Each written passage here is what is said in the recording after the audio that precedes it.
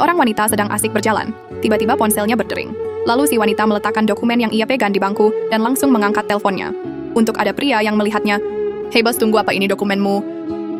Lalu si wanita berbalik, "Iya, terima kasih, aku sampai melupakannya." "Sama-sama, kalau begitu, saya pergi dulu. Tunggu sebentar, aku ada uang beberapa ratus yuan. Anggap saja sebagai ucapan terima kasihku." "Tidak usah, saya masih ada yang harus saya lakukan. Saya pergi dulu." Lalu si wanita hanya tersenyum tipis. Singkat cerita, sang manajer dari perusahaan si wanita sedang melihat dokumen orang yang ingin masuk wawancara. "Mengapa harus orang pedesaan lagi? Perusahaan kami tidak menerima orang dari pedesaan." "Pergilah, bos, saya sangat membutuhkan pekerjaan ini. Saya sudah berkeliling, mereka pikir saya dari pedesaan. Jadi, tidak membutuhkan saya. Tolong beri aku kesempatan. Jika Anda tidak pergi, saya akan memanggil keamanan." Dengan muka yang kecewa, si pria pun pergi.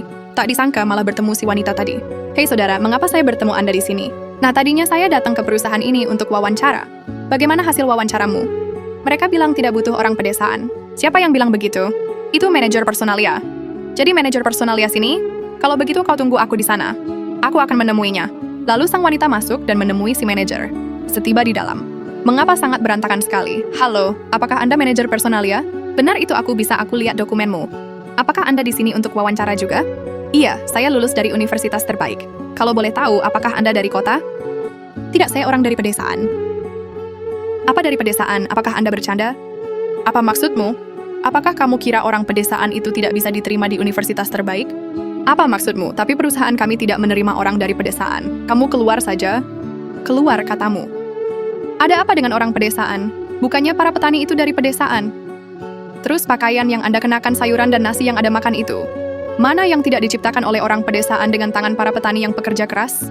Apa hakmu berbicara seperti itu padaku? Kamu makan nasi dari orang pedesaan, tapi memandang rendah orang pedesaan.